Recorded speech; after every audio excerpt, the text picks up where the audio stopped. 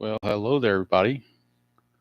Welcome to our maiden voyage for the 1978 season. This is an exhibition game, strictly for practice purposes, which I need lots of because I haven't played this game in a year. I have been watching some other people's videos and I've been reading the rule book occasionally here and there. Of course, I have my own projects going on, so haven't maybe been as diligent with it as I like. So we're going to ease into this and see how we do. Um, Not really a tutorial because I don't know enough to be a tutorial, but I'm going to play it kind of slowly just for myself, if no other reason, to make sure hopefully I don't screw anything up. For people who play this game a lot, if you see something I've done that's incorrect by the rules, please let me know, and that way I can make the adjustment. My goal is to play 3 exhibition games and then get ready next Saturday, April the 12th, for the actual start of the NBC game of the week, and that will be the Yankees in Texas. But we're doing this here first just to try to get ourselves warmed up. Tigers and the Blue Jays from Tiger Stadium. This is the opening day game of 1978 for these two teams. Decided to do that instead of just doing a rare exhibition game. I decided to go ahead and do the actual game. Dave Lemanchik is on the mound for the Blue Jays, and Mark the Bird Fidrich is on the mound for the Detroit Tigers. Fidrich only had 3 games, 2 of them were complete. 2-0 record before he was injured, and I believe he couldn't really do anything after this. Lemanchik, 29 games, 20 starts, 4-14, ERA of 6.26. So on paper, hello, Ernest. On paper, this game favors the Tigers, but you never know until you actually play the game. All right, so first things first that we're going to do is establish the weather, and that comes from the stadium card or stadium sheet, whatever you want to call it, for Tiger Stadium or whatever stadium we're playing at. This game is played in April. I'm going to assume it's a night game. I didn't look and see if it was a day or night game. I'm going to call it a night game. So what we do is we have 3 dice, 1d6 and 2d10s. I'm going to roll all 3 dice, add them up. This is exactly what it says here. Add them up, add it to 35, and then compare that number to what's over here on the deep drive chart. If we get a 52 to 82, there is no change. If we get greater than 82, we add 1 to the deep drives. If it's less than 52, we subtract 1. Well, the fact is 35, it's going to be hard to get above 82, I would think. So we're probably looking at one of these 2 results here, but we will find out. Let's roll for that weather here in April. All right, that's not good. We got a 5. That adds up to 5. So 35 and 5 is 40. So we've got a -1 on deep drives because of the cold weather here on opening day.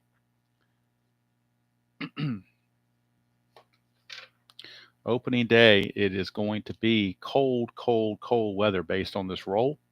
So it's going to be -1 to any deep drive. Whatever the deep drive result is, we will just subtract 1 from it, and that will be the weather effect.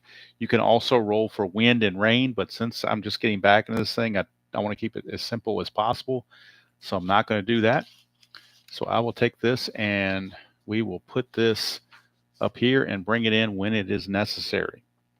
These are the starting lineups for the opening day for both teams. We got Rick Bosetti in center, Al Woods in left, Roy Howell at third, Rico Carty the DH, John Mayberry at first, Tom Hutton in right, Dave McKay at second, Louis Gomez at short, and Alan Ashby the catcher with Dave Lemanchik on the mound. For the Tigers, it's going to be Ron LaFleur in center field, Phil Mankowski at third, Rusty Staub the DH, Jason Thompson at first, Steve Kemp in left, Tim Corcoran in right, Milt May the catcher, and then 2 familiar guys, Lou Whitaker at second and Alan Trammell at short. So those are your as-played starting lineups for this ball game. All right, so just as a quick refresher for myself and everybody else, we've got this quick start guide, and it's going to require the roll of 3 dice. You read them red, white, and blue order. So if we rolled if like it says here, that would be a 437. Now on the pitcher's card and the batter's card, you're going to get different results. If you get a 100 or a 200, you are on the pitcher card. If you get a 300 or 400, you're on the batter card. A 500 is a defensive check with a possible rare play. And a 600, we go to the stadium card. Hello, RJL. I don't know how much you've played this game, if at all, but any assistance I can get if I screw something up, I'm definitely looking for it. May not get it now, but that's why I'm playing the exhibition games now, because I want to get them out of the way so that by next Saturday, hopefully I'm up and running. So my Stratomatic replay is taking a small hiatus, and the History Maker took a small hiatus because I really want to focus on getting this correct. Okay, so with that in mind, we will go ahead and get this game underway. Mark the Bird Fidrich is on the mound for the Tigers. Again, he was 2-0, only had 3 starts. Hello, Kenyon. Only had 3 starts on the season. Now, the one thing I did forget was base runners. So let me see if I can get some tokens or something. I don't have anything for the teams. Not for this exhibition. I might have it for the regular season, but for the exhibition, I was more worried about the rules than I am the accoutrements. But I can at least, I think, find a couple of tokens or pawns or something to show that there's base runners. So let me get those out here.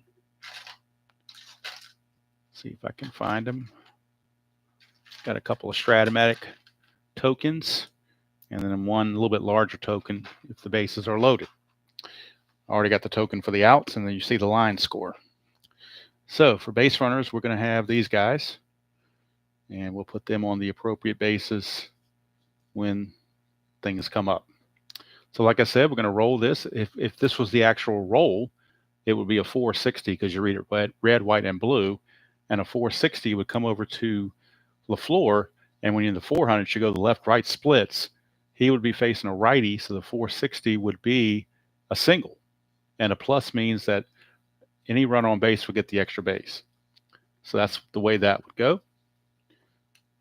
So, like I said, it's review for me, and hopefully, if you haven't seen this game, never played this game hardwood, well, that's good. Well, best way to learn it is to watch it play. That's how I learned it. I know Kirk Berglund has a tutorial of sorts out there.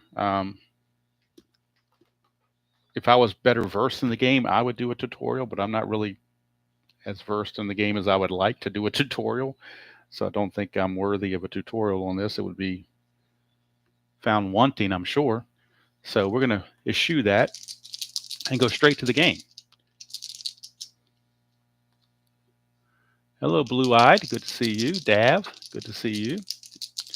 All right. These overhead lights are putting this glare on the field, and I don't like it. But I don't know what else I can do about it. Maybe I can tilt it up a little bit. I don't know how to fix this, so maybe we'll bring it over here so it's, or maybe I don't need it. Let me turn these lights off. Maybe I don't even need these things. Let's see. Oh, is that going to be 2? Well, that means in that case, maybe I need this. But that's going to give me the ring, so I don't want that either. So I'm kind of screwed one way or the other here. So let me get the lights back, but let me dim them. Maybe they just need to be dimmed. Maybe that's the ticket, is to dim them. I'm going to have this glare no matter what it appears. So it's just a matter of hoping you get the glare in good places. I don't know any way to do it. Tabby is sitting right outside the door on her little perch. And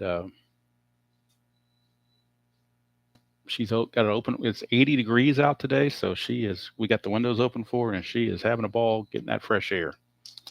All right. So here we go. Maiden voyage. Like I said, I haven't played this game in about a year. It's been about a year since I did that video with Houston and Cincinnati. That was a long, long time ago. I watched some videos. Hopefully I don't screw it up. I got the rule book here and the quick guide here in case I get stuck on something. So hopefully it'll go as smooth as mud. So here we go. Rick Bosetti is going to be the leadoff batter for the Blue Jays, and we're underway.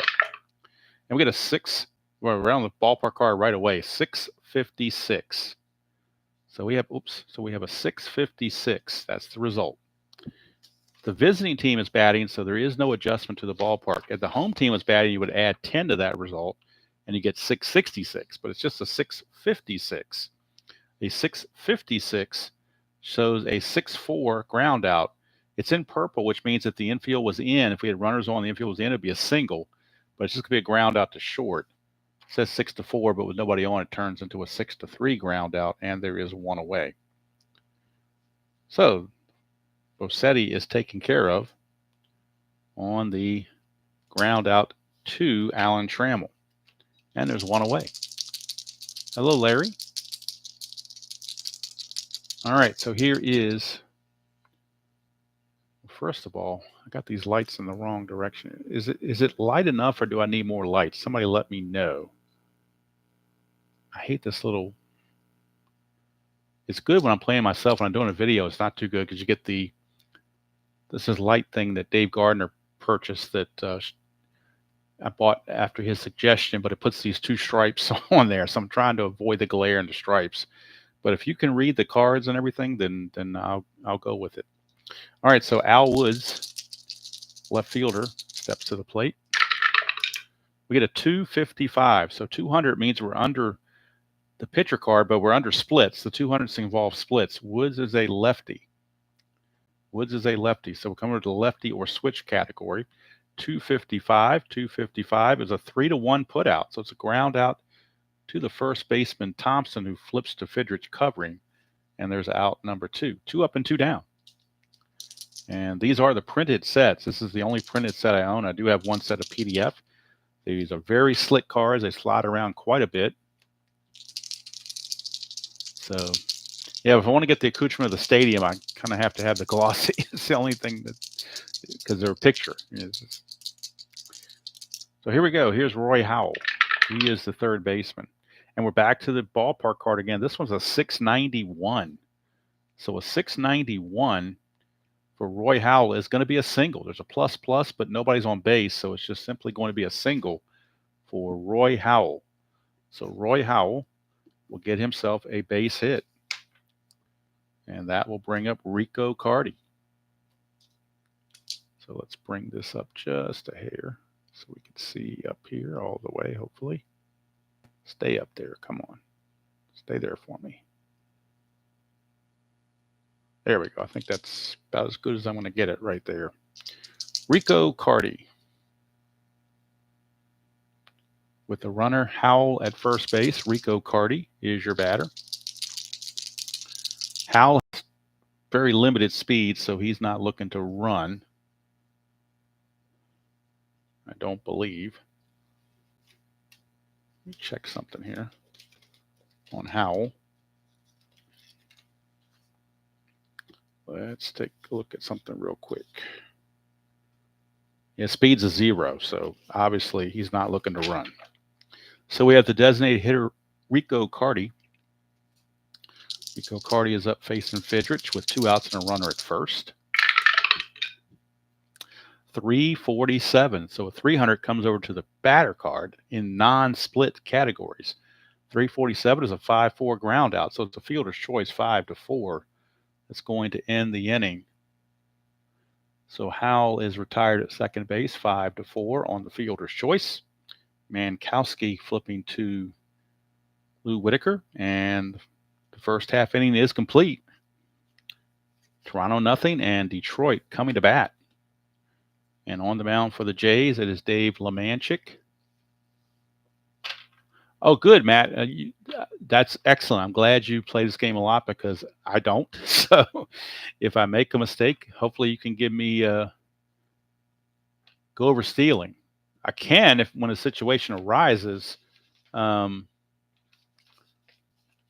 There's to get the you got to get the lead, and to get the lead, establish the lead, you've got to take the steal rating of the runner, add the 2 D10s together, and if it's greater than 10 plus the hold rating of the pitcher, like in this case, his hold is a 4, so you have to roll the steal rating of the runner plus these 2 would have to be greater than 14 because of the 4 on Lemanchik. So hopefully, if somebody in Detroit gets on base, then we can try to get some stealing going on here. And one guy that's really good at stealing is Ron LaFleur. His speed's a 6, steals a 6. So good runner if he gets on base. Lemanchik 229. 229 is off of Lemanchik on the splits. 229. That's a 5-3 ground out. So there's one away. And LaFleur is retired. One down for Phil Mankowski, third baseman. He's a left-handed hitter. That's a 177. We're off Lemanchik non-splits. 177. That's a bloop single to first base. And what the bloop means basically is with less than 2 outs, the runner can only get one base because they got to see if it's going to drop or not. So, but in this case, nobody was on, so it doesn't matter. So Phil Mankowski gets himself a bloop single. I don't think he's much of a threat to run. His steal rating is a 3. But if you wanted to see if he can get the jump, we would take the 3, roll these two D10s, add them up, we get 15, plus 3 would make that an 18.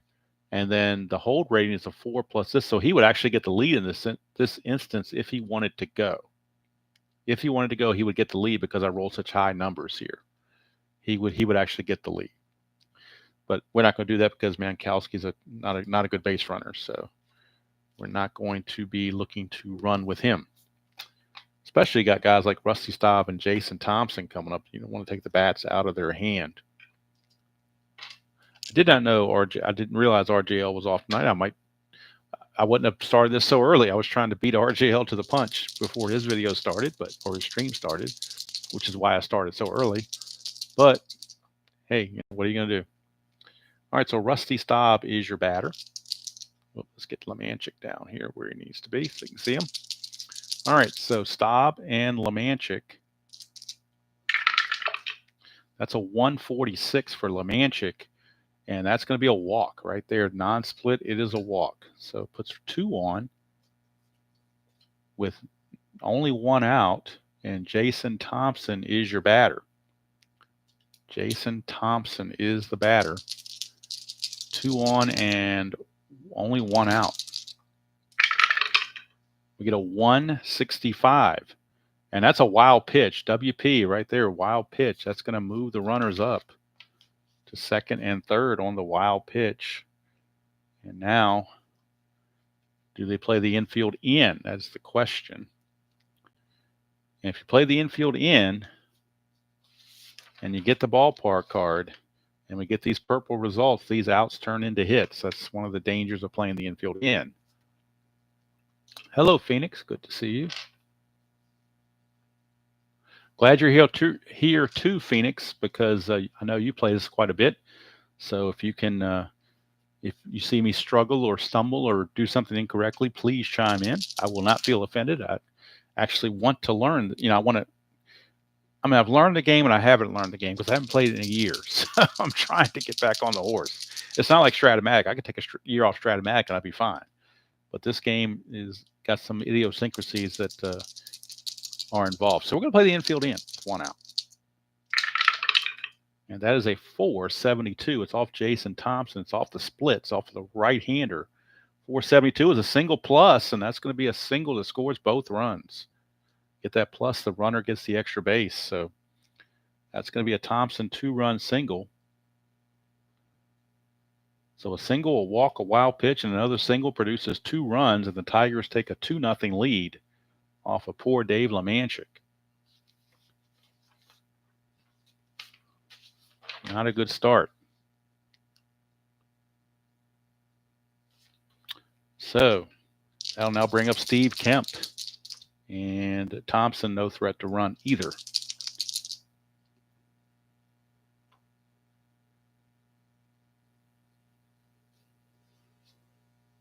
Oh, that's good to know. That's good to know, Phoenix. Thank you. Like I said, there's idiosyncrasies on this game that I need to learn. I got to watch more games is what I got to do, really.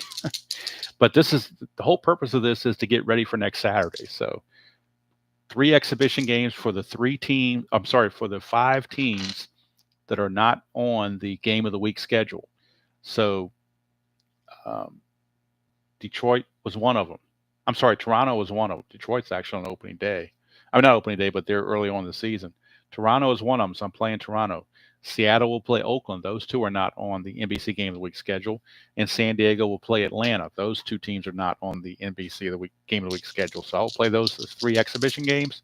Everything else I will go with strictly by the NBC Game of the Week schedule. All right, so here's Kemp. 266. And again, this is on the split side. Kemp's a lefty, 266. That's a deep fly to right field. Now, remember with the weather, it's a -1 because of cold weather.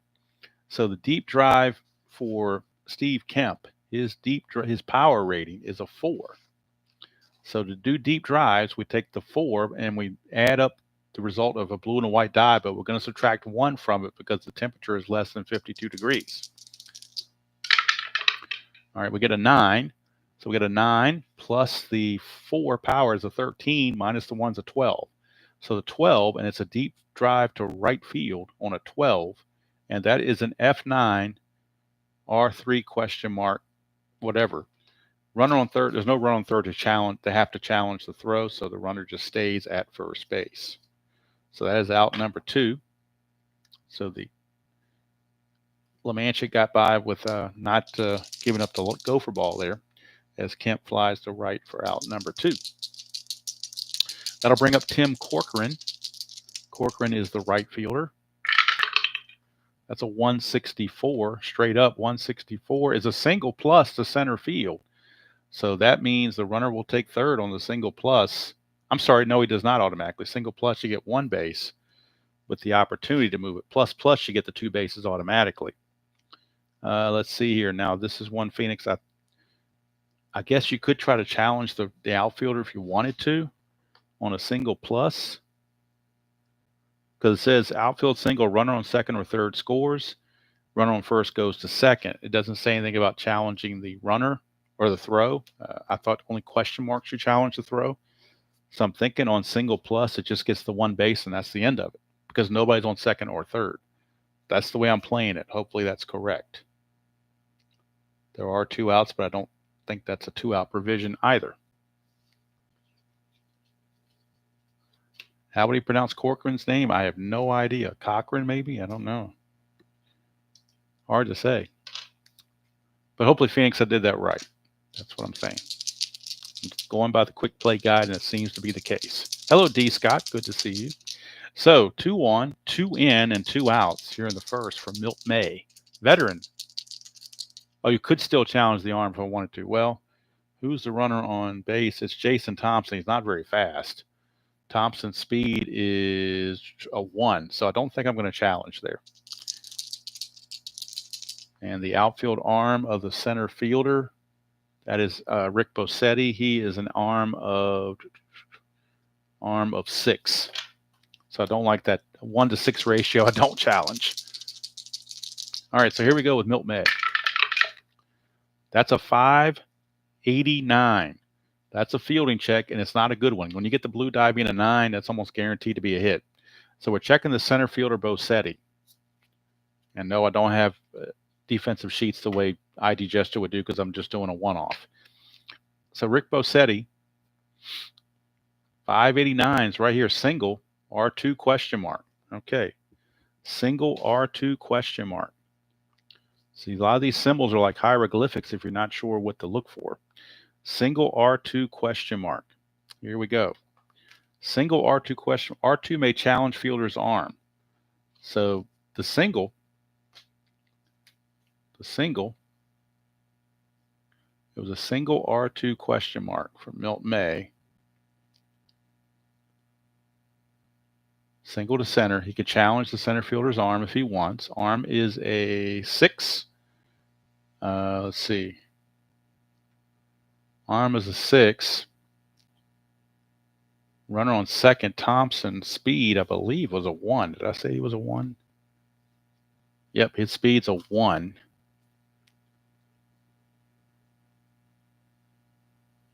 Okay.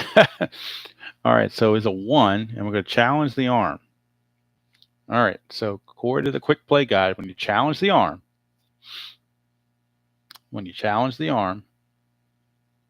we're looking at the speed, the arm, and then the +10 arm. So The arm of Bosetti, we already said, was a 6.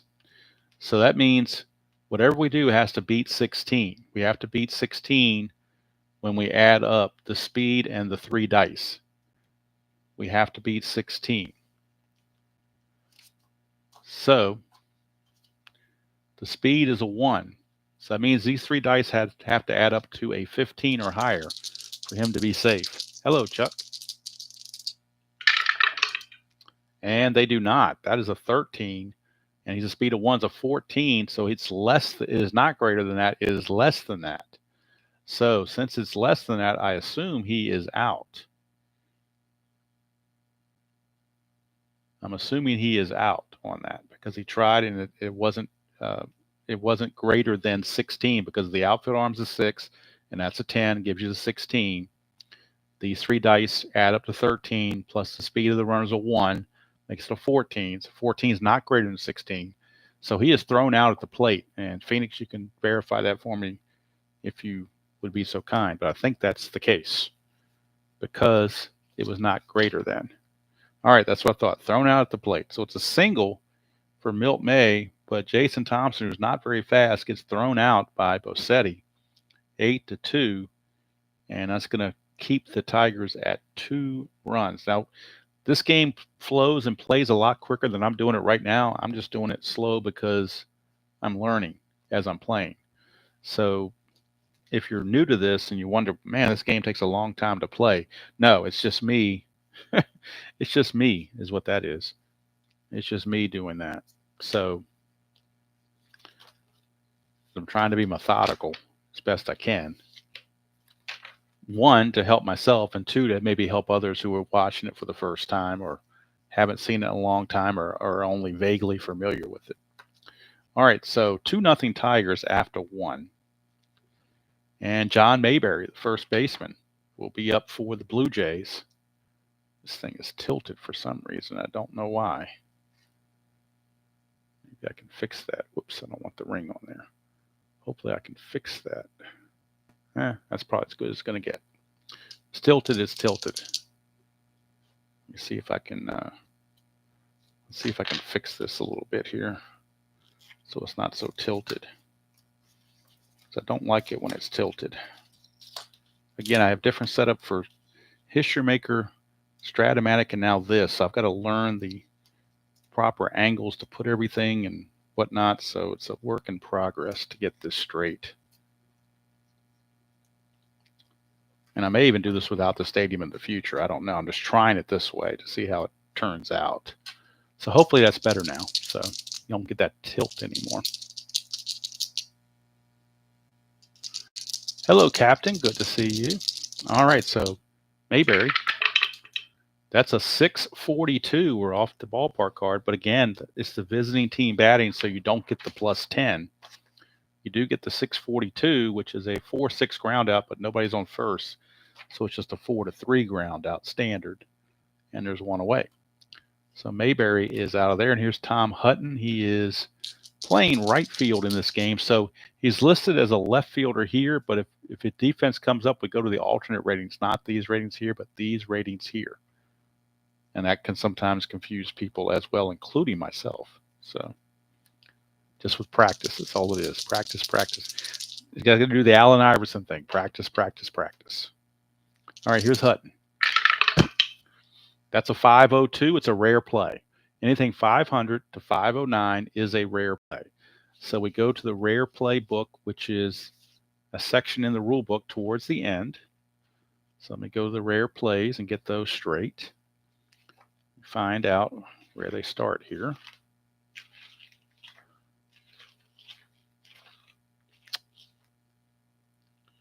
All right, it's rare plays and the bases are empty. All right, so we're going to re-roll and see what kind of rare play we get. We get a 150. So rare play 150, and a 150 falls in this range here. Batter ducks to avoid an apparent beanball. Home plate umpire warns both teams. For remainder of the game, any hit by pitch by either team results in a pitcher's ejection. It says no play. So it's not a play where the batter is in or safe or out. It's Fidgets threw one a little bit out there. He was talking to the baseball and it didn't listen and went near Hutton's head. And so now they've warned both benches, or both coaches, both managers, to say any future hit by pitch, and that pitcher is ejected, no questions asked. So we pick it up with that at bat, 309, and that's the non-splits, and that is a fly ball to right field. So Hutton is out of there on a fly to right, 2 down. And that's going to bring us Dave McKay. McKay is the second baseman in this game. That's a 225. Left-right split. McKay is a switch hitter, so we're on this left side.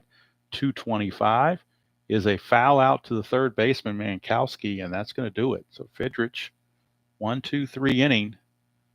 Go the Blue Jays. We go to the bottom of the second, and it's 2-0 Tigers. And again, I know this is not a glamour matchup with the Blue Jays, almost an expansion team, but they do not appear in the NBC Game of the Week all season long. So this is the only game we're going to see the Blue Jays in season ticket baseball. This one right here. This is going to be the only one. All right, so now Lemanchik will be facing Lou Whitaker.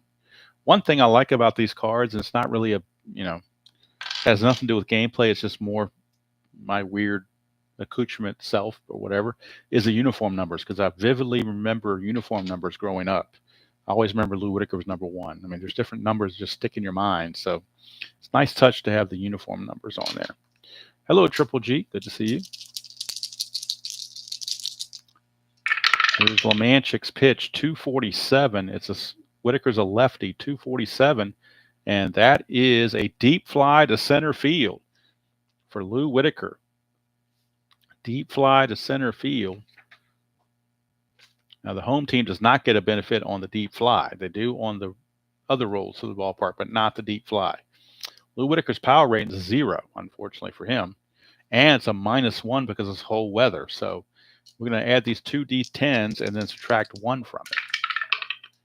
We get a 10, so it's a total of 9 on the deep drive. And the deep drive was to right field, a 9. It's still going to be a single. Run on first could question, or no, it's the run on first that could challenge, but there is no run on first until Whitaker gets there, so there is no challenge. Just a base hit. Just a base hit for Lou Whitaker. Whitaker gets a leadoff single. His speed is a 3. We're going to try to get the jump just for demonstration purposes, if no other reason. We're going to attempt to get the lead in stealing.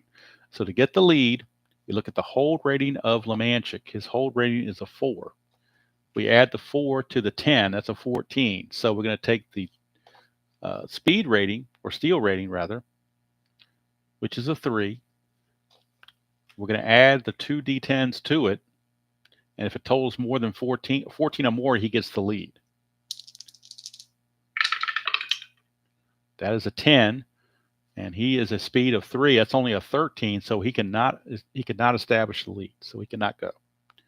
He could go without the lead, but you're really asking for trouble there. So that'll bring up Alan Trammell. Alan Trammell. That is a 385, and Trammell 385 is a 5-4-3 double play. So him not getting the lead cost him a double play right there. 385 non-split opportunity is a 5-4-3 around the horn double play. And 2 quick outs just like that.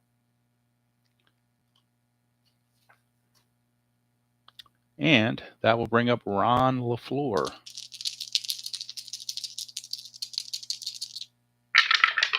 Back to the top of the order. LaFleur grounded to third his first time up. 181. 181 is a bloop single. So 2-out bloop single for LaFleur. Now he's going to see if he can get the lead. His steal is a 6, so he's got a much better chance. He's got to beat the 14, but as a 6, all he needs is these 2 dice to total 8 or higher. If they total 8 or higher, he gets the lead. And they do, so he gets the lead. So now we're going to steal with the lead. Stealing with the lead. We're looking at the catcher's arm rating. For Toronto, their catcher is Alan Ashby. Alan Ashby's arm rating is a 4. So we got 4 plus the 10, so it's 14. So that means the speed rating plus the 3 dice have to total 14 or higher. Speed rating on LaFleur is a 6. 6 plus these 3 dice have to total 14 or higher. So he needs 8 or higher on these 3 dice. Barely does. He gets 9. So it's a stolen base for Ron LaFleur. Successful steal for Ron LaFleur. So he steals second base with 2 outs, gets himself into scoring position for Phil Mankowski. And again, if I did that incorrectly, somebody please tell me so I can correct it for future reference. Mankowski, 2-2-1. 2-2-1 is against the split. Mankowski's a lefty, so 221 is a walk. Would have been a strikeout against a right-hander, but it's a walk against the lefty. So that's going to put runners at first and second. Boy, how big is that double play now to save his bacon? And that'll bring up Rusty Staub. Rusty Staub. 243, and that's again, he's a lefty, 243. It's a fly to left, and that's going to end the inning. So the Tigers strand 2, and the double play really takes away the chance to score the runs. At the end of 2, it is Tigers 2 and Blue Jays nothing. And Fidrich back out. And he'll be facing the 8, 9, and 1 hitters, Louis Gomez, Alan Ashby, and Rick Bosetti. Not a very good Blue Jays team, obviously. 2-0 Tigers, top of the third. We get a 396, and that's on the batter card, non-split. 396 is a 4-3 double play, but with only 1 out, with nobody out, it's just a 4-3 ground out, very simply. And Gomez is out of there. I don't know why this tape's not holding. Should be, but whatever. Even my accoutrements are in spring training mode here. Here's Alan Ashby.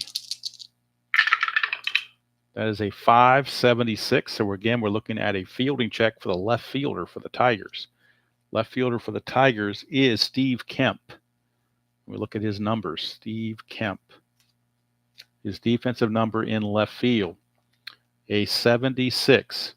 576 is a fly ball to left field. Boy, if it had been a 77, if that blue dot had been a 7, it would have been a double. But he makes the catch, barely. Kind of snow cones it for out number 2. So Kemp retires Ashby. 2 down, and back to the top of the order for Bosetti. That's a 304.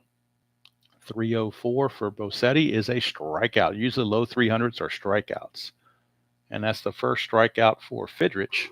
Actually, first strikeout of the game for either pitchers.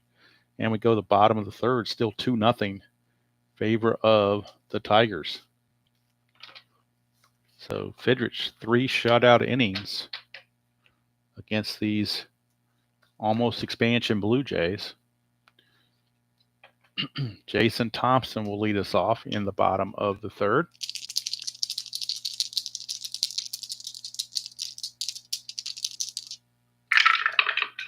That is a 453. We're over on Thompson on the splits against a right-hander.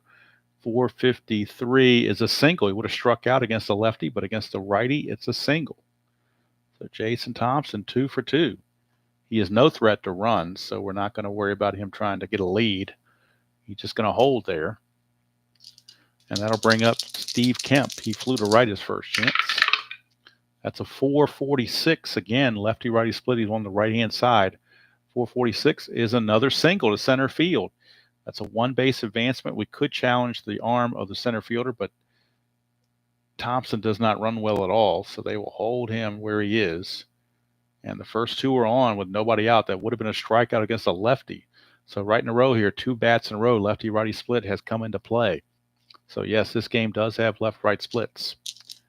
And they're decently robust. All right, here's Corcoran. As a 456, we're on left-right splits again. 4, 5, 6 is a strikeout. See, now he's a lefty, but this is kind of a reverse split. He singles against the lefty, but he strikes out against the righty. So maybe he had reverse splits. That's all I can think of. Is he had reverse? I thought Corcoran was a switch hitter, but maybe he is a lefty. I didn't look it up. So either way, he strikes out. He strikes out for 1 away, and that's going to bring up Milt May. That is a 592, and that should be an easy play defensively. When you get a low number on the blue die, it's usually pretty easy. It's to right field, and it's Tom Hutton, E.F. Hutton, in right field. And again, we're not going to use this because that's left field. We go over to right field. His range is a 4. That's a 2, so he will make the catch. Or out number 2. So 2 down. Again, I believe the run on second probably could challenge, but Thompson's not challenging anybody as slow as he is. So here's Lou Whitaker. Whitaker singled, but was erased on a double play his first time up. That's a 275, and Lemanchik on the split. 275 is a deep drive to right field. So, boy, another deep drive chance. Going back to the ballpark card. I can figure out where I put the ball. Oh, here it is right on my computer. Never mind. All right, so again, no power. He's a 0. So deep drive, you lose 1 because it's cold weather. So he starts with a -1. We're going to add up these 2 and then add it to -1. He gets a 15. -1's a 14. So deep drive 14 is a fly ball to right. R2 can challenge, but that's a third out, so nobody challenging anybody. It's just a deep fly to right, and that's going to end the inning. So Whitaker not known for the power, obviously. He had 3 home runs in 484 at bats, so he'd have to be in a pitcher of a really good ballpark to probably do that, or get some good rolls on the D20 or D10s, rather. So we go to the 4th inning, still 2-0 Tigers. Fidrich, his stamina is a 6, and Lemanchik's a 5. So we'll show what happens when they reach those stamina numbers. Yeah, would have to try, but that was a third out. So fortunately, Jason Thompson didn't have to try to waddle over there because he doesn't run well at all. Probably been thrown out. All right, here is Alvis Woods, or Al Wood. No, I'm sorry. Why is Al Woods up there? He made the last out last time. It's actually Roy Howell. Good thing I have the score sheet over here. Roy Howell will take care of business and get things started. But thank you for chiming in, Phoenix. Please keep that up. I can use all the little hints I can get. I probably will make my own self a little cheat sheet once, maybe for the next game. I'll have some sort of condensed cheat sheet. All right, 317 for Fidrich. That's in the on Howell's card on the non-splits. 317 is a strikeout. So Roy Howell out on strikeout number 2 for Fidrich. Brings up Rico Cardi. That is a 243, and we're under the splits for Fidrich. Cardi's a righty. 243 is a pop-up to second. That's out number 2. 2 down for John Mayberry, RFD. He grounded out to Whitaker's first chance. That's a 283, which is, again, is a splits. He's a lefty, so 283 is a deep drive to right field. So how about that? Mayberry's power is a 9, so that makes a big difference. Whitaker was a 0. Mayberry's a 9. So we have a 9 minus the 1 for the bad weather makes him an 8. And we're going to add these 2 to the 8 and see what his power number is. That's a 10. So we got 18. And 18 is a solid home run for John Mayberry. He goes deep. And there's the deep drive for you right there. I'll show it again, just for anybody that wants to review it.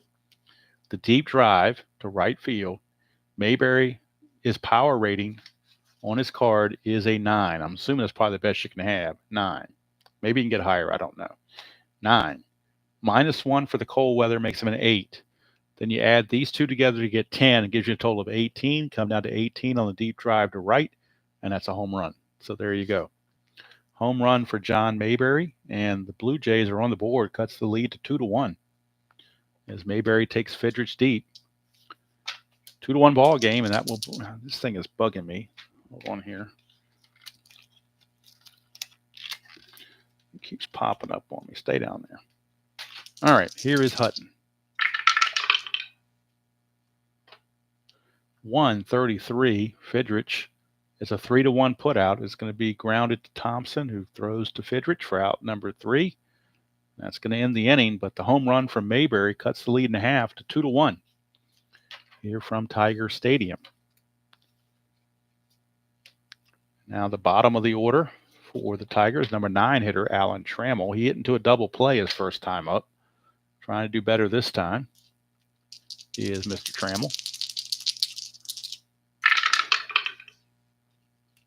Hello, Doug. Good to see you. 658, and this time the home team is batting.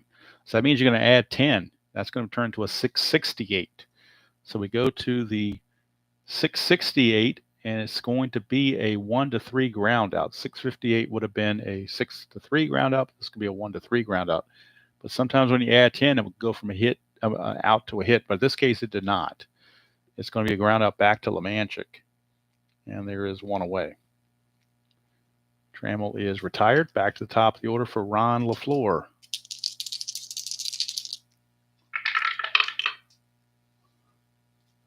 That is a 347.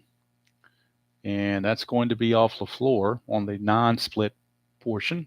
347, though, is going to be a single, infield single for Ron LaFleur. An infield single for LaFleur. And since he was successful stealing the first time, they're going to try to steal again. Why not? It's an exhibition game. Do what the hell we want, right? All right, so his steal is a 6. So we're going to add 6 to these 2 dice and then compare it to the 10 plus the 4 hold for Lemanchik, which is a 14. So these 2 have to total 8 or higher for him to get the lead. And they do. It's 10, so he gets a successful lead. Now we come down here. His speed is 6 also, same as the steal rating. So we had all 3 to the 6, and it's got to be same or higher than the catcher arm Ashby plus 10. Ashby's arm is a 4, so that's again a 14. So these 3 dice plus his speed of 6 have to be better than 14. So again, these 3 dice have to total 8 or higher to be safe. And they do. So it's a stolen base again for Ron LaFleur, his second steal of the game. And he is now in scoring position for Phil Mankowski. Mankowski. 133, that's on Lemanchik. 133 is a walk. And that's going to put runners at first and second. With still only 1 out, first and second for Rusty Staub. Lemanchik is laboring. It's definitely starting to labor a little bit. Make sure we got this over here so we can see the whole dice tray. Hopefully. There we go. All right, so Staub. Hello, Mr. Utah Mike. 123. 123 is a single to left field.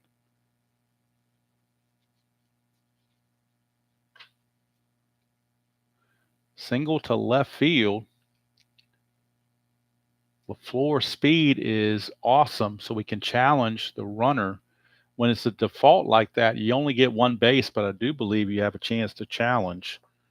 Let's see here. Let me double check that.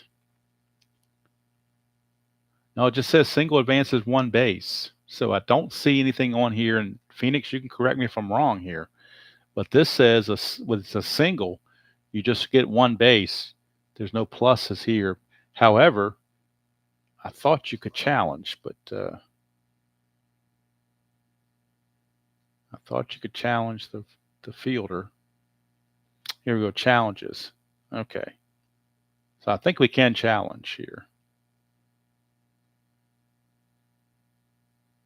Yeah, run on first may try to advance second. Blah, blah, blah.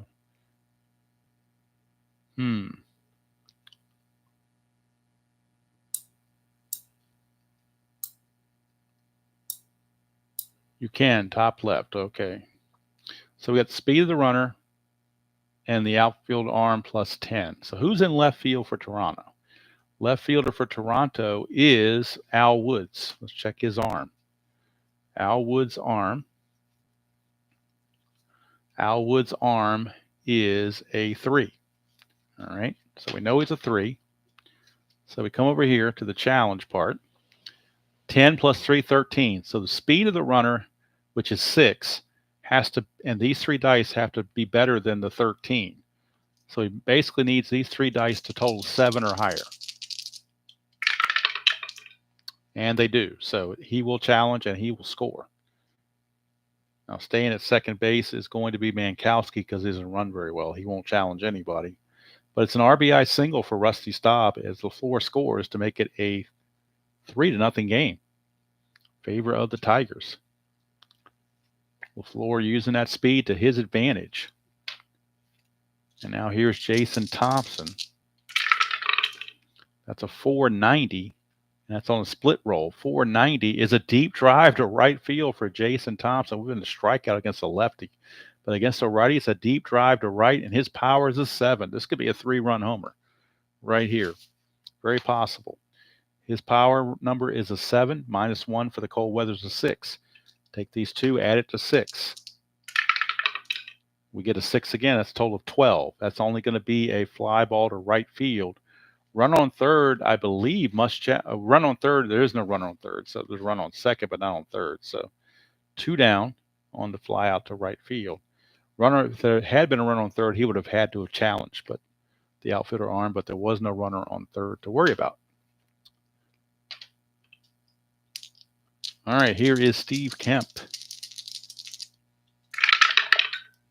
That's a 585, and we're back to a fielding chance for the center fielder.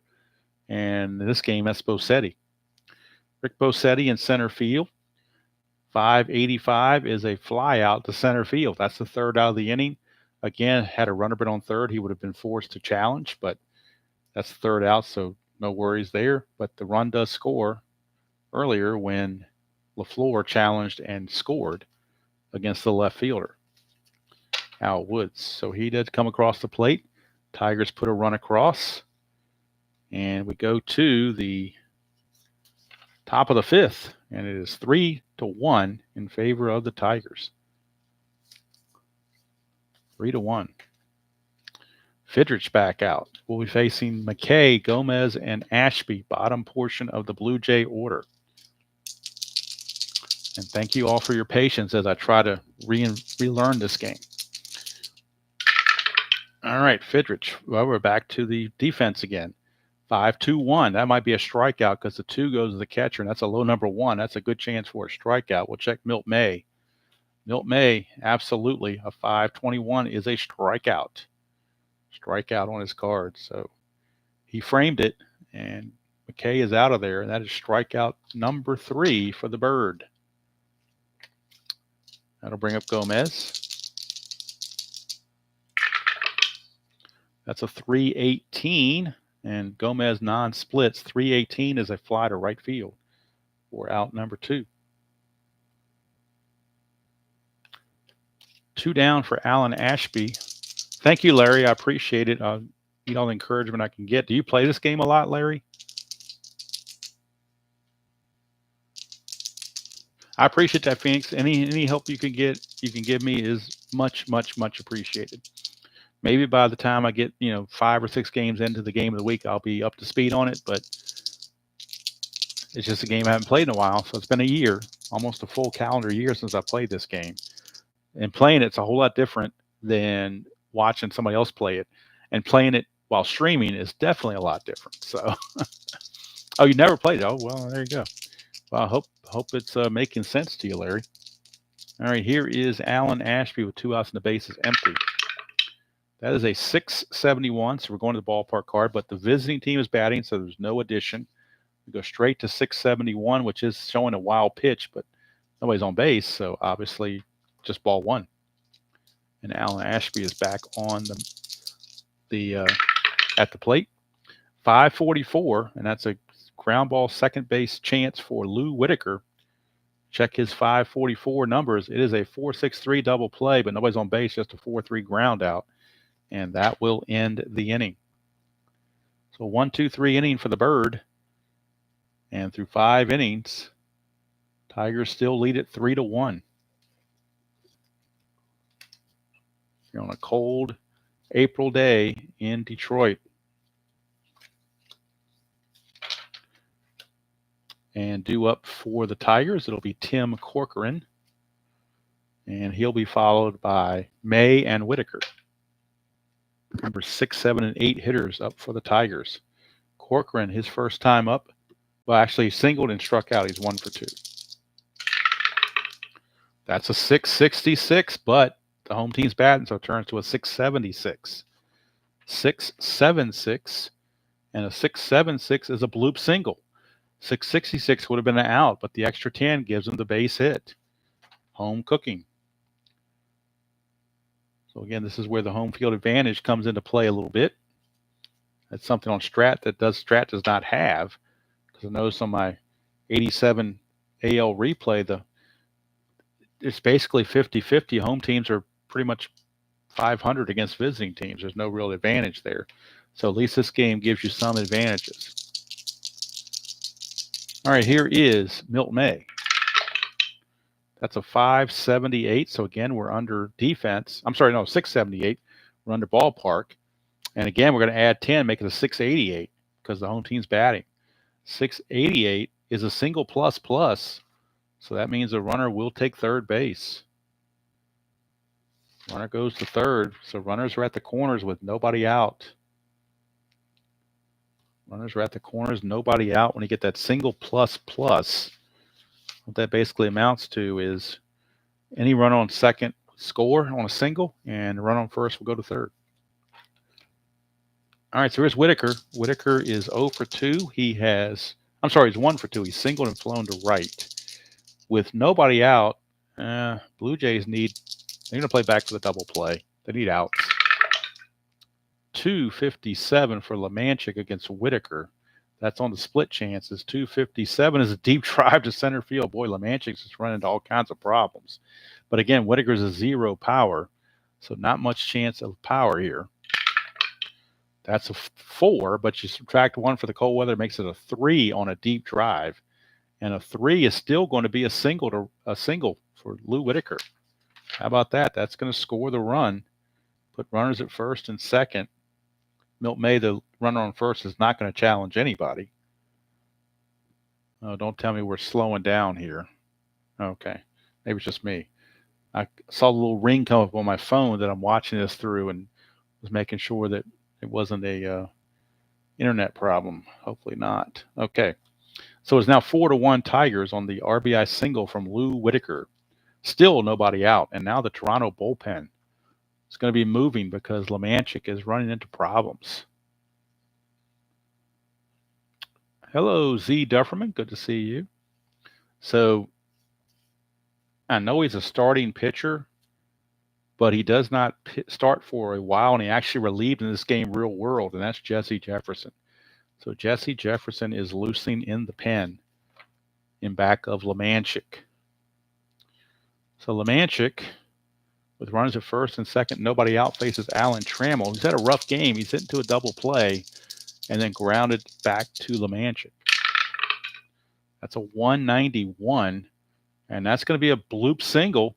So with the bloop single, that means the runner on second has to hold at third base because he couldn't tell with nobody out if the ball's going to be caught or not. So no way to advance or challenge on that on the bloop. But now the bases are loaded with nobody out for Ron LaFleur. And man, how much longer can he go with Lemanchik here? Lemanchik might be done. I think Lemanchik is done. They're going to pull Lemanchik. And his 626 earned run average. And bring in Jesse Jefferson with his 4.38 average. Remember, these are Blue Jays in 78. They're not very good. So Jesse Jefferson coming on with the bases loaded and nobody out. And 1 run already in. And the top of the order, Ron LaFleur.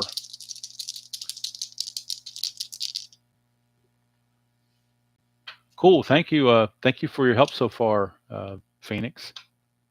Thank you very much. All right, here's Jefferson to LaFleur. That's a 6. Boy, it's just bad. 689, but it's going to turn to 699 because the home team's batting. So a 699 is going to be a walk. It's going to load. It's going to force in a run actually on a walk.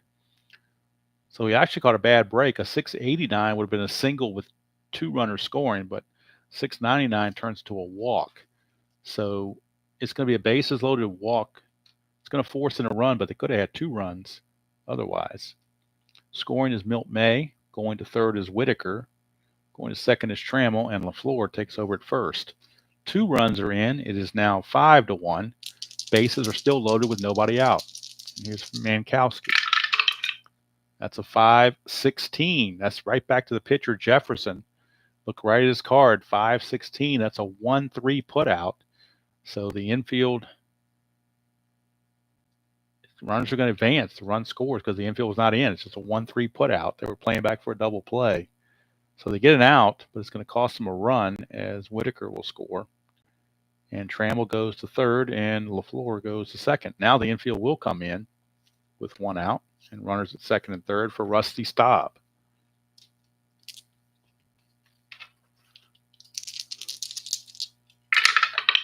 That's a 110. 110 is a redirect to a 310. So a 310 is going to be a fly ball to left field with a plus. It's probably going to be a sacrifice fly. I'll double check on the chart. Fly ball plus. You see where that is on the, I don't even see that on here. Well, F plus means the runner tags, so the plus probably means both runners would tag, I would assume. I'm assuming that's what it means is both runners can tag. I don't know where I see that on the charts I'm looking at, but I believe, somebody can correct me if I'm wrong, but I believe on the F that both runners advance. Both runners tag and move up. Trying to find it on one of these sheets. F++. I don't see it readily in front of me, but I'm thinking that has to be the case.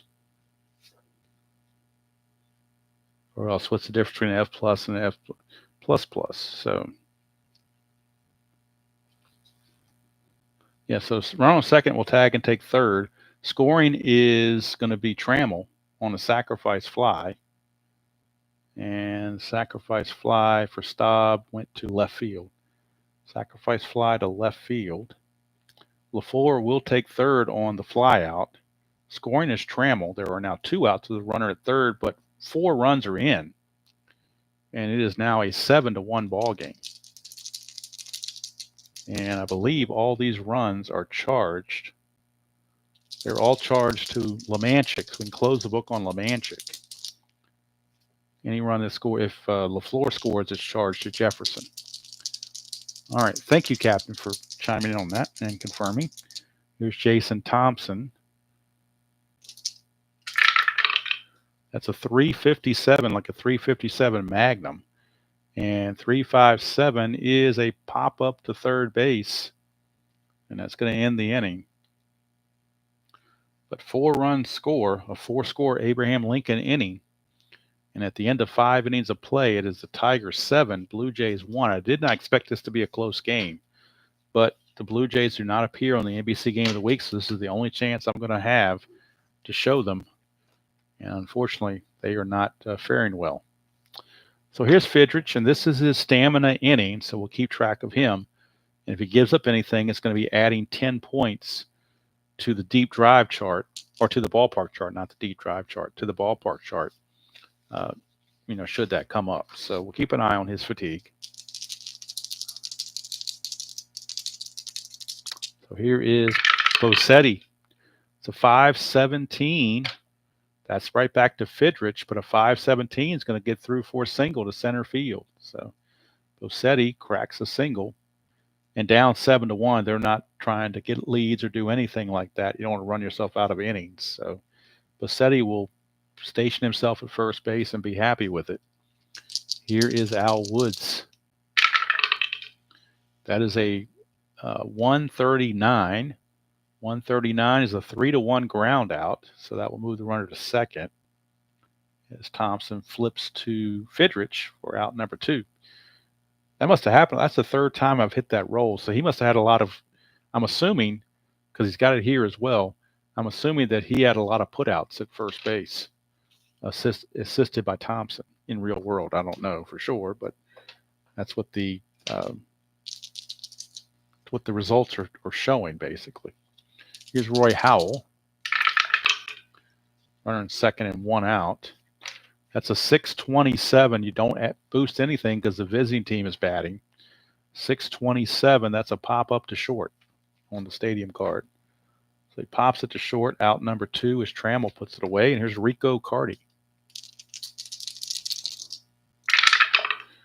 Fidrich, a 522. We're looking at the catcher, Milt May, but with a low number of 2, it's probably a strikeout or something close to it. So 522 is actually a pop up to the catcher, Milt May. And that's going to end the inning.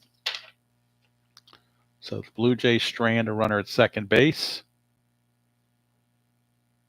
And we go to the bottom of the 6th. Now, since Fidrich gave up a single, he's got 1. His fatigue is a +1, which means you add 10. And if he gets more, then we'll add 20 and 30 if we keep going. But right now, it's just going to add 10. So he will continue, especially with a 7-1 lead. All right, so Steve Kemp is going to come on and face Jesse Jefferson. Don't know where Florence is, but Jefferson's right here. Or Mr. whatever his name is. What was that guy's name where George used to walk on his back, the guy from England? I can't remember his name on that show, but if I heard it, I'd know it, but I don't know it off the top of my head. So maybe he's watching too. Maybe he's thinking it's cricket. Mr. Bentley, thank you, Mr. Bentley. Yeah, maybe he's thinking he's watching cricket. I don't know. Here's Kemp, 171, and that's a single to right field. Base hit for Steve Kemp. They are just waylaying Toronto pitching. Here is Corcoran,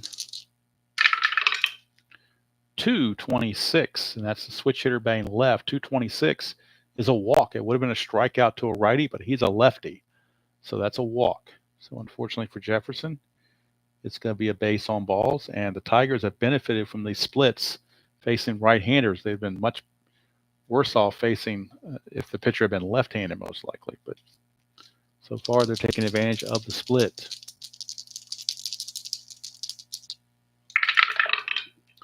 All right, 499. Oh, so you're saying that I don't count his fatigue until next inning. Is that what you're saying, Captain? I'll have to double check that. So really he has no fatigue right now. His fatigue starts in the 7th inning. Is that correct? If that's correct, I will make a note of that and make sure that going forward, I don't count it prematurely for fatigue. All right, so 499. That's Milt May against a right-hander. 499 is a deep drive to right, just what they needed. If they were facing a lefty, it would have been a strikeout, but facing a righty, it's a deep drive to right. I'm going to bring in a lefty reliever here shortly just to get out of this. Thank you, Captain, for that clarification. So it's a deep drive to right, and his power rating's a 6. So we got a 6 minus the 1 for the bad weather. It's a 5. Then we're going to add up these 2 and add them to 5. That is a 13. So it's going to be a total of 18, and that's a home run for Milt May. His power is a 6, minus 1's a 5. These add up to 13. 5 plus 13, last time I checked from public school, is a 18, which is a home run for Milt May, a 3-run bomb for Milt May. And Jesse Jefferson is not faring any better than his predecessor. 3 runs are in. It is now 10-1 Detroit here in the 6th. And now the bullpen for Toronto is loosening again. And it's going to be left-hander Mark Willis. I know he's like their closer, one of their closers, but I got to do something. So Jesse Jefferson is toast, and Mike Willis is in. Mike, what you talking about, Willis? He is in. He is in. And Jesse Jefferson is out. Base is clear, still nobody out. But now you got some lefties coming up. Lou Whitaker, the first one. And we'll see if these lefty for the Blue Jays can affect some of these Tiger hitters. We had a 428, and that's on a lefty-righty split, 428. That's a 4-3 grounder one way or the other. Wouldn't have mattered. Didn't matter if it was lefty or righty, because both results in Whitaker's case were the same. So here's Trammell. That's a 212, and that's going to be a left-right split. He's a righty. 212 is a redirect to a 412. So 412 over here is going to be a 6-4-3 double play, but it's just a 6-3 ground out in real world for out number 2. I love the redirect philosophy on this game as well. Really do like Clay Dreslock really knows his onions in this stuff. A lot of small details that you can show up. Here's LaFleur, 359, and that's a non-split. 359 is a single. Either way you go, but up 10-1, we're going to call the dogs off. He's not going to try to get the lead. He's going to just stay put, stationary, 10-1. The major says, let's just wrap this thing up here. There's Mankowski, lefty on lefty, 5-11, and that's a back to the pitcher, Willis, and that's a 1-6-3 double play, but they're already 2 out, so it's just going to be a 1-3 put out to end the inning. But 3 more runs come in on the 3-run home run from Milt May, and at the end of 6 innings of play, it's the Tigers 10 and the Blue Jays 1. All right, and now as captain confirmed with me, Fidrich's stamina is a 6, so that means starting the 7th is where we start taking into account fatigue. So he's really still fully fresh at the moment. There is no adjustment for fatigue quite yet. Try a bunt for practice. I could if I get somebody on base. It makes sense. Let's see, 374 for Mayberry, and that's the non-split. He will fly to left field. It's a deep fly to left, but nobody's on base, so it doesn't matter. Hauled in out there by the left fielder, Mr. Kemp, and there's one away for Hutton.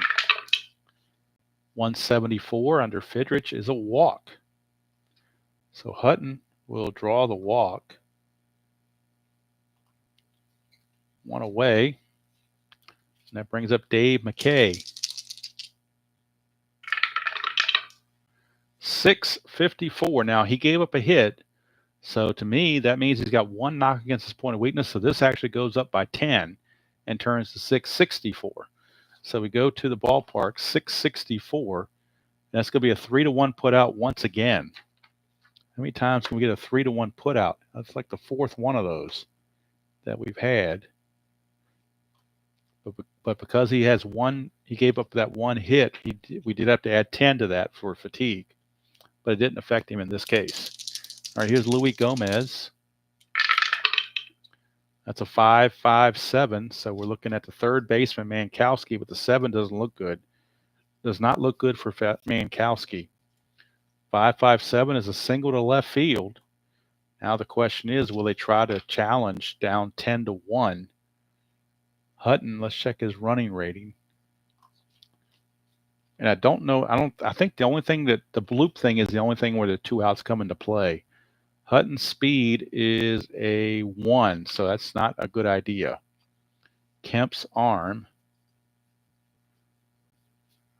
Where are you, Kemp? His arm is a 4. So if we tried to challenge, boy, you're already -3 in the hole there. That's kind of rough.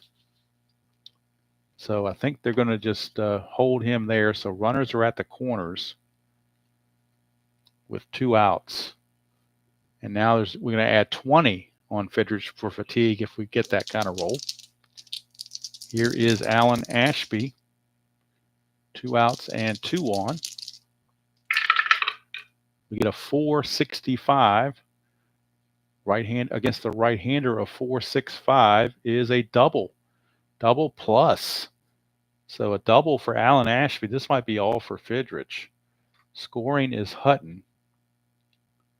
Now the double plus, let's see if that is anything that double plus, all runners score is what it says. And what I'm going by on this quick start card, double plus, long double, all runners score. So it's a 2-run double.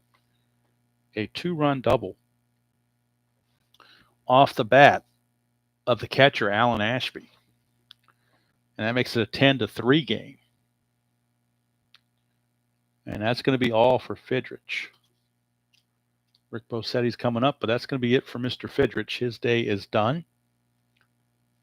Fidrich will go 6 2/3 innings. And we'll go to the Tiger bullpen and see who they want to bring in. Coming up is Bossetti, a righty, but then you got a couple of lefties after that. So they're going to bring in Jim Crawford, a left-hander. Left-handed pitching Jim Crawford coming on to try to finish out the inning at least.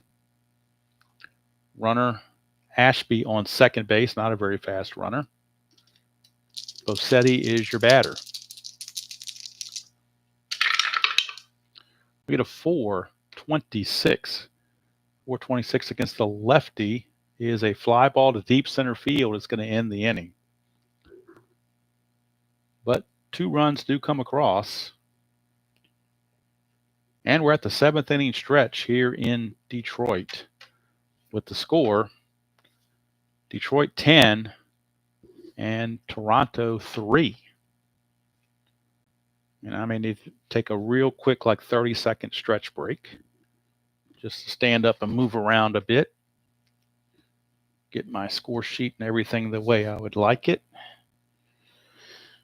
I'm not really keeping stats on this game. It's just an exhibition, so I'm not really worried about the pitching lines or anything like that. We're just going to go ahead and just play it out. So bottom of the 7th, and coming up is Staub, Thompson, and Kemp. 3 lefties against the lefty Mike Willis.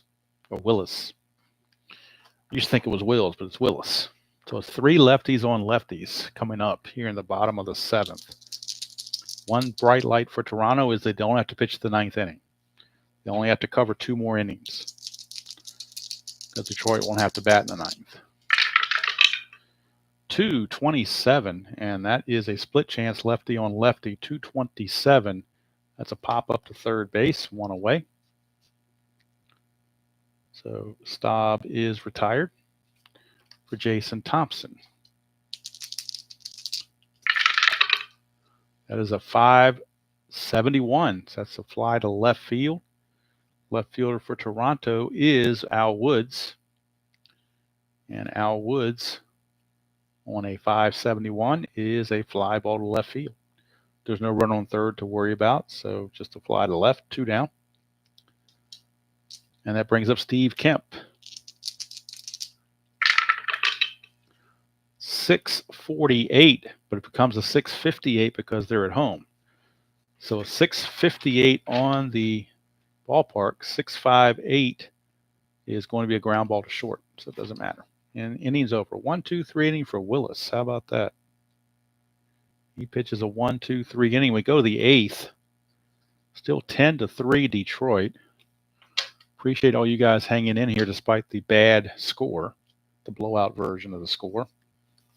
Maybe just hanging around to watch me mess this game up and make mistakes. That's fine too. It's always fun to see somebody make mistakes because I'm sure I'll make them on this game. All right, so here's Al Woods facing Crawford again. Lefty on lefty. 314. 314 is not a lefty split. It's just regular and it's a strikeout. Woods is out of there on strikes. 1 away. I'll bring up Howell. Ooh, 695. 695 on the ballpark result. 695 is a triple. How about that? A triple for Roy Howell. I don't know if he had any triples in real world or not, but he gets one here. Roy Howell with a 1-out triple. 1-out triple, and now that's going to be 1 knock against the stamina on Crawford. Here's Rico Carty. Infield is back. They'll give up the run to get the out.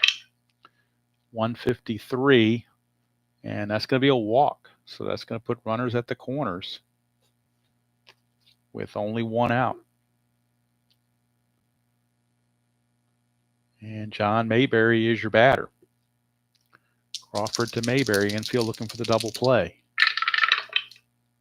642, but he's got he's got 2 knocks against his stamina, I believe. Happy accidents, yeah, you got that right. Because he pitched, he only faced 1 batter before this inning, so I don't know if that stamina 1 means 3 outs or if it means innings. So I'm gonna play it like it's 3 outs, like he's not fatigued, because it wouldn't make sense he'd be fatigued this quick. So I'm going to play it straight up at 642. So 642 on the ballpark card. 642 is a 4-6 fielder's choice. It will score the run. They do get the force play 4-6 to retire Carty for out number 2. Scoring is Howell, and is now a 10-4 good buddy game. Get your CBs out. 10-4 here in the top of the 8th. And here is Tommy Hutton.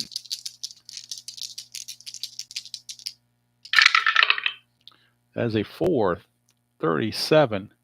4-3-7 is a 4-3 ground out. Would have been a double play if there hadn't been 2 outs already.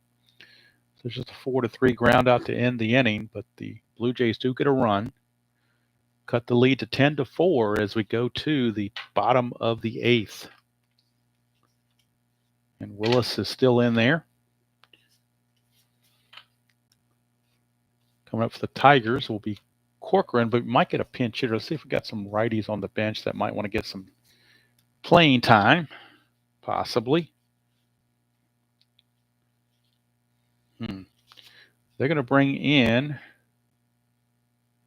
See, Corcoran is in. Where is he playing? Left field? No, he's playing right field. Okay, so I need a right fielder. We're going to bring in Charlie Spikes. Charlie Spikes, former Cleveland Indian. He will pinch hit for Corcoran and take over in right field in the 9th. So Charlie Spikes will give it a go. 266 against the right-hander, 266, and that is a deep drive to left field. Would have been a deep drive to right against a lefty, but this is a deep drive to left. His power is a 5. Could this be a pinch hit home run? He's a 5, but the -1 for the bad weather makes it a 4. So I'm going to roll these 2, add it to 4. That's only a 1. That's terrible. So that's going to be a total of 5. It's still going to be a single, though. Still going to be a pinch hit single, but Spikes was looking for more. But he does get the pinch hit single. So even the pinch hitter is hitting for these teams. Here's Milt May. Milt May.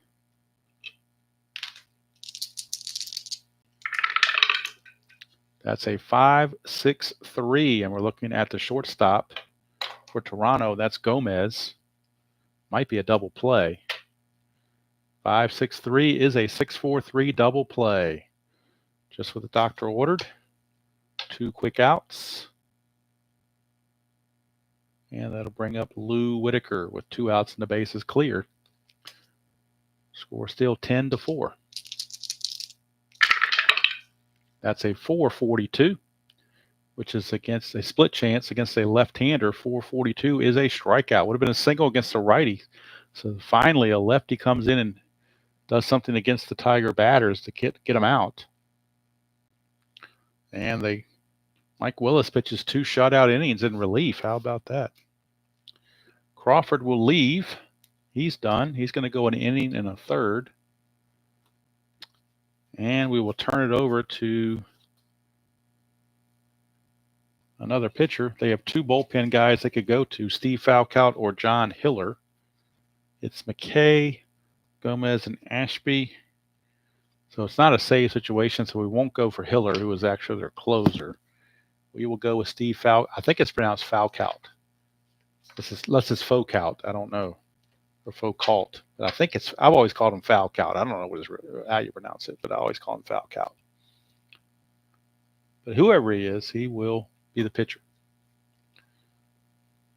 Let's see if Toronto might want to use some of their bench players. Get them some playing. Foucault.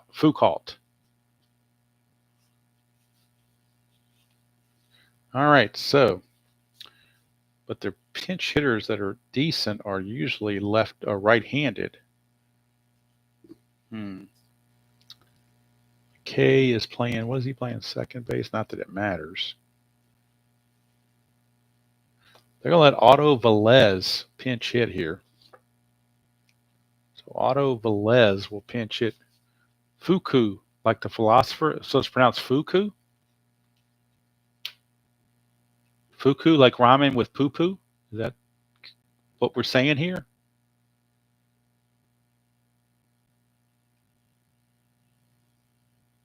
Chuck is right. Foucault or Fu? Is it Foucault or Fuku? Midlife? I'm not sure. I see the foo part, but is it Foucault?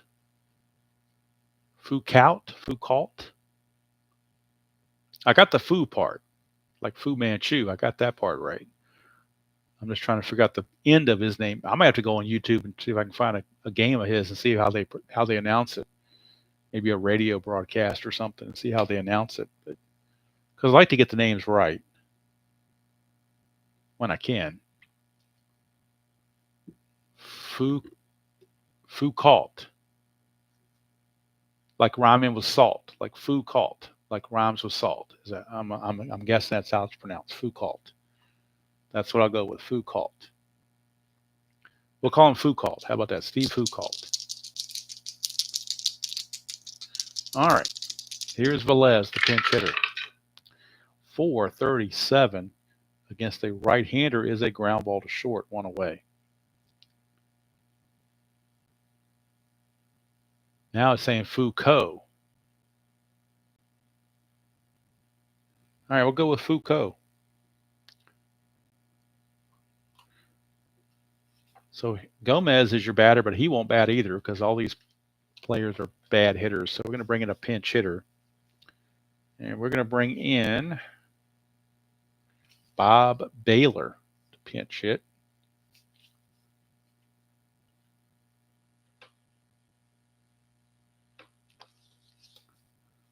So I'm going to go with Foucault. I'm just going to go with Foucault. And we'll leave it at that for now. I probably would have been better off to bring in Hiller, huh? Because I can pronounce him. I want to see how ID Jester would pronounce his name. That's the one I want to hear. I want to hear ID pronounce his name.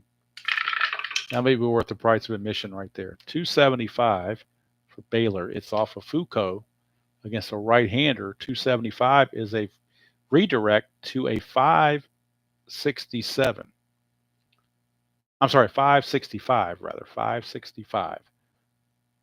565, and that's on the fielder's chart. So a 565 is the shortstop Trammell. 565 is a 6-3 ground out. That's one of those ones where it went from the pitcher card to the fielder card because it redirected to a 5. So that's out number 2. Baylor is retired. Brings up Ashby. Ashby had a double his last time up. So we're not going to pinch hit for Ashby. We'll let him hit. 175. And that's going to be a bloop single for Ashby. Keeps the game going. Alan Ashby, a bloop single. Turns it over to Rick Bosetti.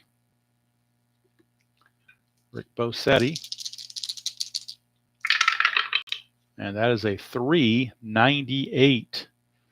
No splits. 398. That's a home run for Rick Bosetti. Look at that. Rick Bosetti, a 2-run home run. Cuts the lead now to 10-6. So Foucault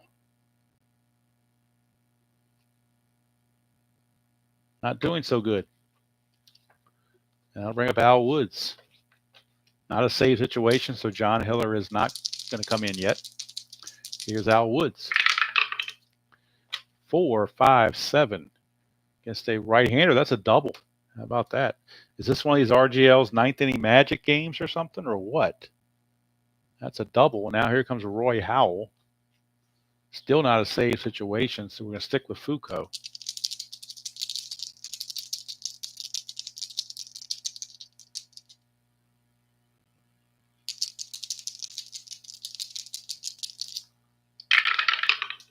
That's a 475 against the righty. 475 is a fly to center field, and the game is finally over.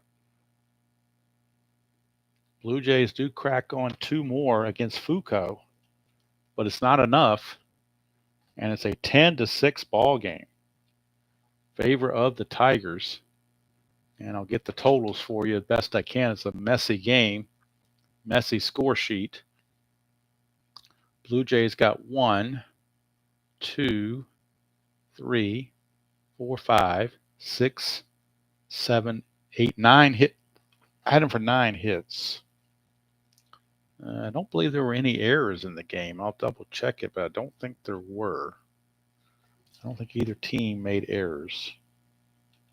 I'm not going to worry about left on base that much. I'll do it anyway. What the hell? 1, 2, 3, 4, 5 left on. I had Toronto for 5 left on.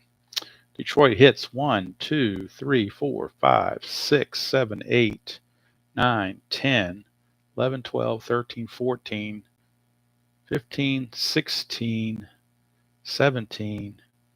I got him for 18 hits, 10 runs and 18 hits for the Tigers. Left on base 1, 2, 3, 4, 5, 6, 7, 8, 9, 10. I got him for 10 left on, so it could have been a lot worse. But they left 10 guys on. So anyway, that's my maiden voyage after a year away from this game to play it. For those in the live chat, I do appreciate you enduring this game with me. And for those that watch this later, particularly if you are a really experienced player in this game, if there's anything I did wrong with the rules, let me know, and I'll try to correct that. Hopefully I did everything. The things that are going to get me on this thing are these symbols on the cards, like the question marks, the parentheses, and the pluses.